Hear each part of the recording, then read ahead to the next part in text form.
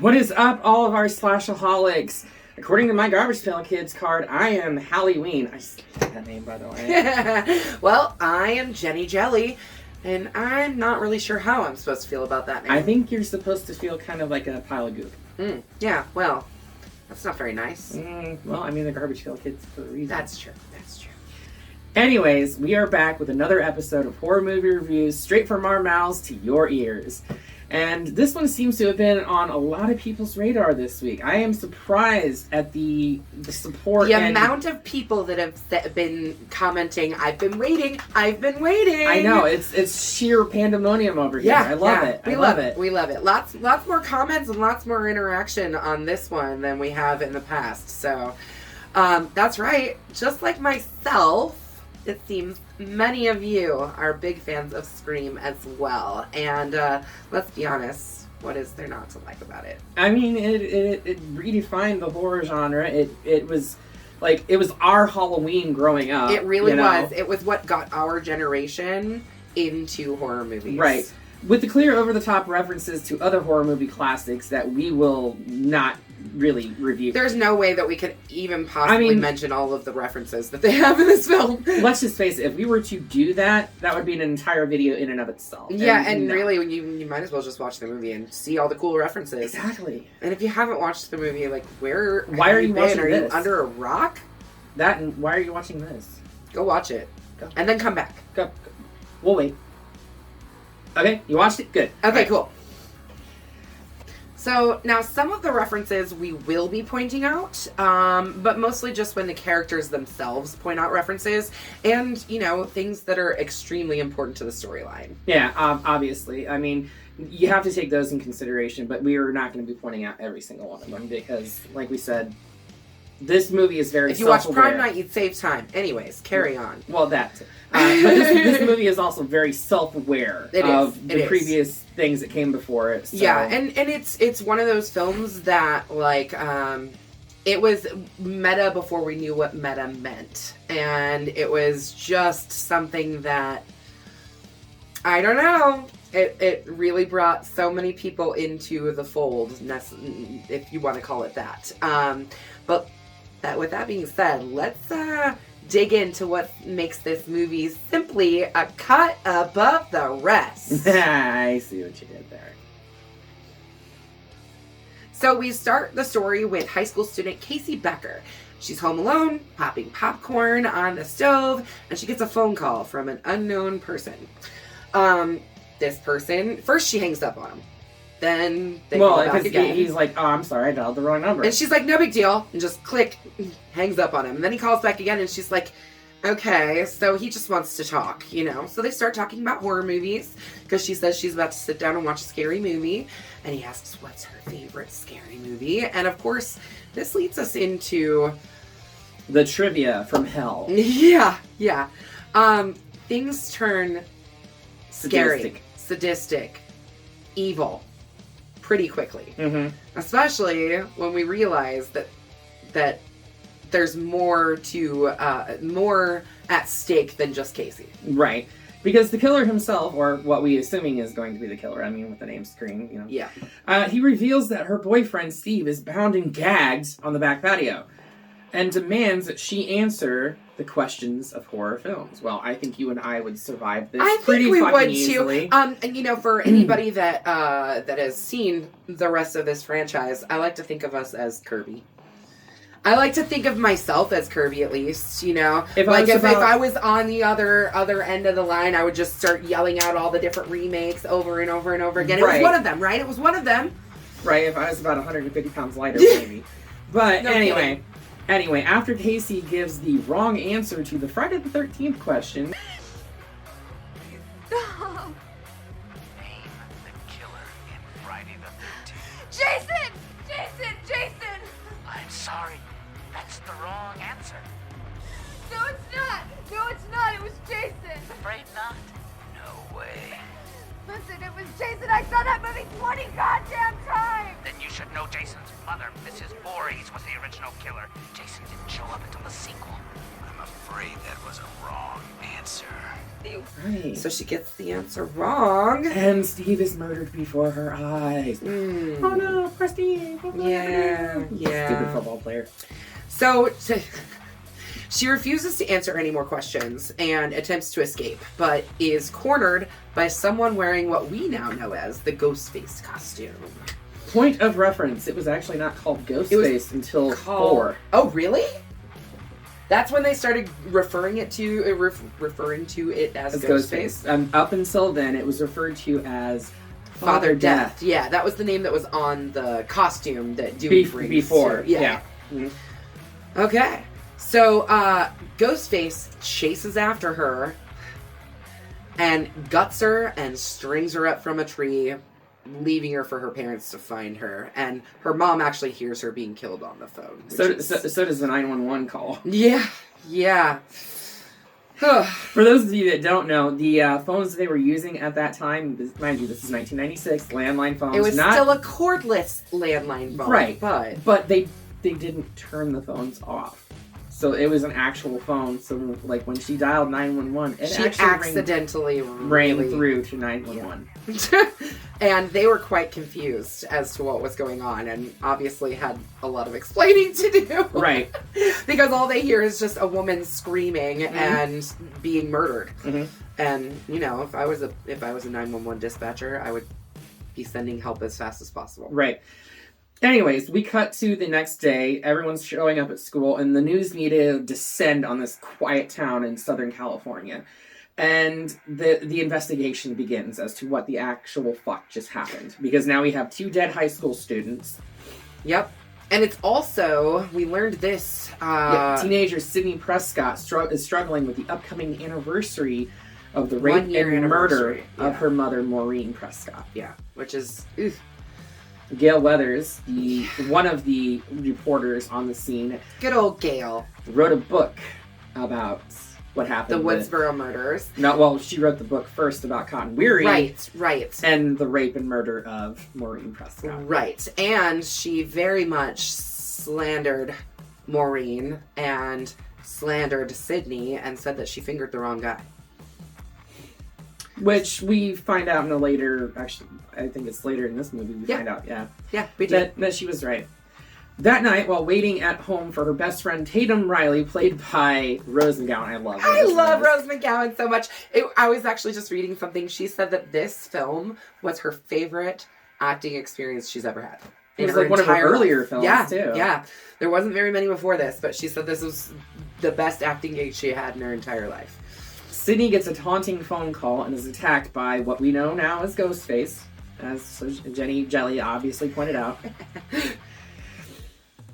Sydney's boyfriend, Billy Loomis, which I believe is a direct reference to Psycho. It is a direct reference to Psycho. We talked about it in our Psycho video. We've talked about it on multiple occasions, that Loomis name just tends to carry through a horror. But he arrives shortly after the attack ensues and drops a cell phone on her floor in her room. Well, obviously, the cops just assume that because he was there, had a cell phone. And in 1996, there wasn't that many people with cell phones. Right. I didn't get my first cell phone until 2002. 2003 for me. It was after I graduated from high school. Yeah. I had somebody give me a cell phone that I got activated. Yep. So, I mean, you think about it, like, even in 2002, 2003, they weren't super duper. Not everybody had one at that point either. Nope. And they're not as commonplace as they are now. 10 years before, you know, they were very not common. Even though cell phones were invented in the 70s. Yep. My mom had one when I was a kid, growing up. Anyways, not that I grew up in the 70s. But because Billy has a phone and Billy's at the house, Billy is obviously the killer. Papi culo. So, they arrest Billy, and later that night, Tatum, whose brother is Dewey, Deputy Dewey Boy. David Arquette. Good old David Arquette. God, this film launched so many careers. Did it really? Oh. Except for Skeet Ulrich. But you know what? He's doing great now. Anyways, so they go back to Tatum's house so that Sydney's not by herself. In fact, I think Sydney was supposed to be spending the night at Tatum's house anyways. Right. Because her father left that morning or on a business trip. Supposed to leave that morning on a business trip. Yeah. So, but before they leave the police station, one of my favorite lines ever. Sydney gets confronted by Gail in the alley as they're trying to sneak out of the back of the police department. And Sydney says something about Gail's book, and she says, I'll send you a copy. And I'll say it in Tatum's voice. I'll send you a copy. Bam! Bitch went down. I'll send you a copy. Bam! Sid! Super bitch! Anyways, she knocks her ass out. Cold. No, she doesn't knock her out, but she knocks her to the ground. She knocks her out. Oh, yeah. Knocks her down. Yeah. But that leaves us with Sid and Tatum, and they get another phone call at Tatum's house. Which basically proves that Billy couldn't have been the killer. Or does it? Either way, the suspicion is off of Billy. And so they have to release him because obviously he wasn't the one making the phone calls.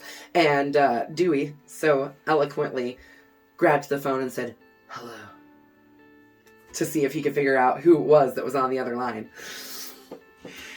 I love David Arquette, but it really made him stupid. He's so dopey. In the best way, though. Like, I love Dopey Dewey. He's just my favorite. I love him so much. The next day, Billy is released, and the suspicion shifts to Neil Prescott, which is Sydney's dad. Now, he left on a business trip, but the phone calls, these ominous phone calls that are coming to the kids that are getting attacked, are coming from his cell phone. They're being traced back to his cell phone. Which is weird, but okay. Yeah. So, throughout the day at school, there's been kids running through the hall in the costume, just causing havoc, basically. And so Principal Himbry decides that he's going to cut school short, and the police put out a curfew, which makes sense. So in the wake of the murders, after canceling school, someone attacks Principal Himbry in his office. Poor Henry Winkler. The Fonz gets it in the end. Yep, he sure does. Tatum's boyfriend, who happens to be Billy's best friend, Stu Macher, played by the incomparable Matthew Lillard. He was such a great actor back then. I love him so much. He's still a great actor. He's not doing a ton now, but he's still a great actor. He's doing like Shaggy. That's it. But he does what any irresponsible teen with no parents at home would do and throws a massive rager. Where are his parents anyways? Europe or something, probably. Right. But he throws a massive rager because the school's out for summer. Sorry, that was a poor Alice. Yeah, Alice Cooper. That's okay. But Gail attends, uninvited of course, with Deputy Dewey in tow, and decides to stalk the party to see if the killer will show up because, let's face it, this is a high school film. It's a horror film. The killer's going to show up because they're doing underage sex and drinking. But we'll get to those rules in a little bit. Mm-hmm.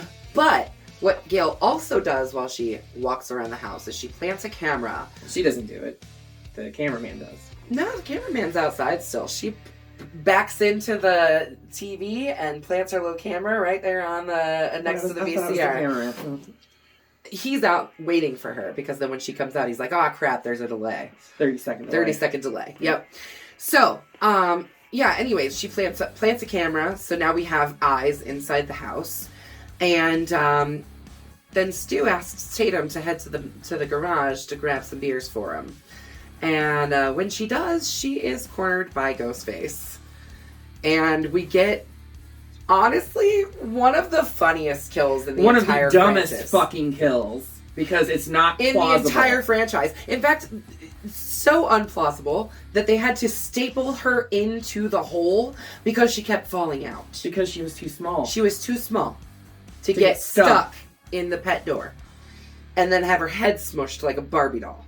I have to say, my best friend Dawn, she and I watched this.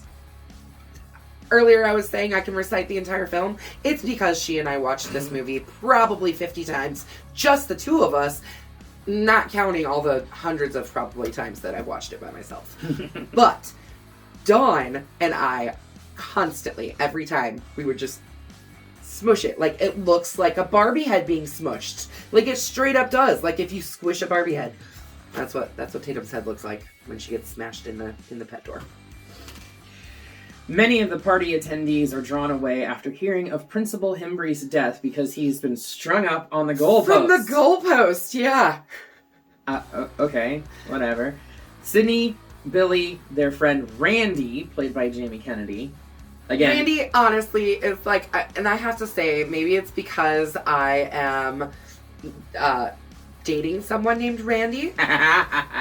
Maybe the reason that I'm in love with someone named Randy goes all the way back to this film. I don't know, but Randy's my favorite character. Always has been, and always will be. That's because, let's face it, in this He's movie, us. we're Randy. Yeah, really. He's us. Anyway, everyone leaves except for them, and Sydney finally gives up the V card. She breaks a rule, baby. She breaks the rules. Number one rule, no sex. No. Big no. Big no. So Randy still stays because, unlike him, he doesn't get off on the actual site of real death. He'd much rather watch Halloween on the TV. Yeah. And there's a scene, literally, where Jamie Kennedy, which is the name of the actor that plays Randy, is watching Jamie Lee Curtis and saying, "Oh, Jamie, behind you," while Ghostface is literally behind him, who's also named Jamie. You want to talk about meta. You want to talk about a double entendre. Yeah, that's where it's at, right there. Right. And did you know that scene is the one and only time that Skeet Ulrich wore the costume? Yeah, I did. Yep. I did. It's the one and only time he said he wanted to wear it one time, and they let him creep up on Randy, and that was the only time that he was ever in the costume in film.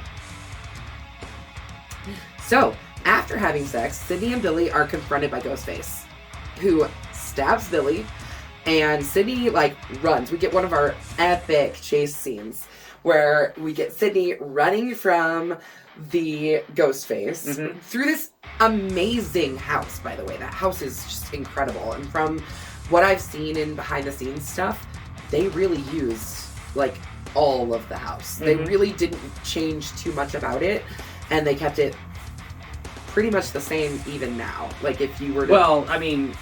Now it's part of history. Well, it's part of history, but the house has also got reused in Scream 5. Actually, that was a set. I know, but they had to make the set. It was an exact. They had to go back and watch the movie to make it look identical. They made an exact replica. So, anyways, Sydney escapes from the house and finds Kenny out in the van, and he is killed by Ghostface. I mean, throat slashed, blood everywhere, gushing, gross. Wait. Oh yeah, he got his throat slashed. Yeah, but she didn't find him. Gail did. Because he was on top of the van. No, he gets his throat slashed in front of Sydney. She escapes. Right. That's right. And then Gail crashes her van, and Kenny slides down onto the windshield. And she tries to wipe him off with the windshield wipers. That's right. I swear to you, I have watched this. Sure. I've watched it about 1,000 times. It's too much. All right. So Dewey comes and is investigating the house and trying to figure out what's going on, and he gets stabbed. In the back. In the back, yep. And Sydney takes his gun for protection. Did you know, point of reference, did you actually know that Dewey was supposed to die? Yes. And in fact, they filmed 2 endings. The first one where he was dead, and they carted him off. And the second one where he gave the thumbs up, and Wes didn't know that he was going to do that. And they were like, you know what? Let's keep it in there. Let's go ahead and let him live. And it was literally like a last-second decision. They were shooting it, and he gave the thumbs up, and from then on, they were like, no, Dewey's alive. Right. Dewey's alive. Anyway, Randy and Stu show up and accuse each other of being the killer. Randy's limping from a stab wound. Stu doesn't look like he actually has any wounds. No, but he's got blood on him. that could have come from stabbing Randy. Irregardless, Sydney retreats back into the house because she basically says, fuck the both of you, and fuck you both. and shuts the door and locks them out. Way to go, Sid. Yeah. Well, you can't trust anyone. Everybody's a suspect! Where she finds wounded Billy, who apparently has not died yet. He hasn't died because he was never hurt. Well, We know this because he proceeds to Right. lick the corn syrup off his finger. after they let Randy inside, Sydney gives Billy the gun, who then turns and shoots Randy. We all go a little mad sometimes. Revealing himself to be the killer. Mm-hmm. Stu is later revealed to be his accomplice by Killer number 2! by talking into voice changer. Surprise, Sydney. Good old Roger Jackson's voice. Mhm. Do you know that in 5 so far movies, and I assume in the 6th one, none of the actors in the films have ever met Roger Jackson in real life? Maybe in the past, but like afterwards, but while they were filming, nobody ever met Roger Jackson. He filmed all of his stuff off location and sent his voice in. Well, I know in like this one specifically, he was actually on a phone. Yeah. He like called the phone. Yeah. And was, Yeah, and actually... He literally they heard phoned him. in his performance. Oh, that's great. Yeah. So, where are we at now? We're in the kitchen with Yeah. Billy and Stu. And they have Sydney cornered. And now it's time to show off how exactly they're going to get away with it. Right, because everybody reveals their plan at the end. Well, let's face it, we gotta stick around for the sequel, because it's all about the sequels, baby! I'm really not that good at my Stu impression, but I keep trying. Okay. Okay, so Billy and Stu corner Sydney in the kitchen and discuss their plan to kill her and pin the murder spree on her father, whom they have taken hostage. And has been held hostage for Days, at least 2 or 3 days. something like Yeah. They also revealed that they were the ones who murdered her mother and framed Cotton for it, and that she was having an affair with Billy's father, which is what drove Billy's mother away, and the reason that he felt like Sydney's mom needed to be killed. Yeah, fucked up. Anyways, Well, he's a fucked up mama's boy. yeah, he is.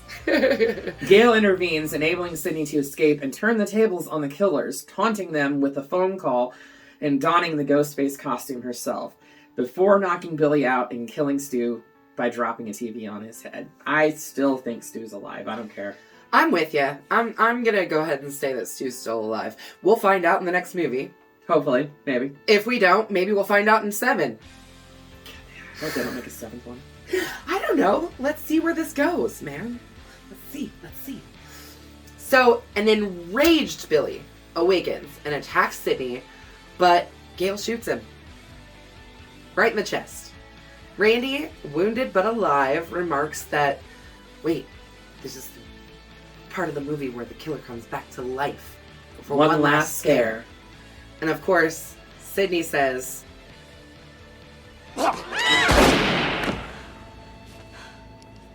Not in my movie. finally killing him. And that's the end of the film, pretty much. As police arrive, Dewey, badly injured, is taken away in the ambulance. Gail makes an impromptu news report because, let's face And it... we get that awesome Right. thumbs up from But, Dewey. I mean, if Gail wasn't there to report on it, who would have reported on it? Well, if Gail wasn't there to report on it, did it even happen? I've got nothing. By the way, Courtney Cox played Gail. And Yes, and she this is actually- incredible. but- So off character from what everybody knew her as, right, from which Friends was from and everything Friends. like that. Yeah, But this is also where, like, David Arquette and Courtney Cox meets. fell in love with each other. They literally, like, their characters fell in love with each other, and their real life people fell in love with each other. Unfortunately, we watched the marriage blossom and end, but we also watched that throughout the franchise too. And Right, really well, the beautiful first how they three, at handled least. it, yeah. So I think the only name we actually did not mention was Drew Barrymore. I think I talked about her in the very beginning, at least. Drew, good old Drew plays Casey Becker. Yep. She was initially offered the role of Sidney Prescott, but turned it down because she wanted to play the role of Casey Becker because she felt it would add more shock value. She wanted to subvert expectations, for sure. To have one of the most well-known actresses at the time be killed off in the first 10 minutes of the film. Oh, kind of like, Alfred Hitchcock did with Marion Crane in Psycho. Huh. How about that? It's odd how many references to Psycho there is in this movie. Mm-hmm. I mean, Billy says a line from the movie. His last name is frickin' Loomis. Mm-hmm. Yeah, we get lots of references to Psycho. As we said at the beginning of this video, there is a lot of references to tons of horror films, which, for me personally, I referenced my friend Dawn earlier. Dawn and I went and literally used this as a guide to learn about horror. Everything that Randy said, every movie that he suggested, we went out and we rented them, we watched them, we got our horror education from this movie. And I can't thank Scream enough for that, personally. I mean, you got the writing talent of Kevin Williamson, you've got the director's talent of Wes Craven, one of the maestros of the horror genre. Yeah, absolutely. I mean, it was a recipe for success. Seriously. It really was. It really was. I wholeheartedly attribute this movie as to getting me deeper into the horror genre. Yeah, I had seen horror movies before this. Absolutely. I mean, I've talked about that before, that the first horror movie I saw was Night of the Living Dead, and I was 8. So, I mean, Friday the 13th, Jason Takes Manhattan was mine.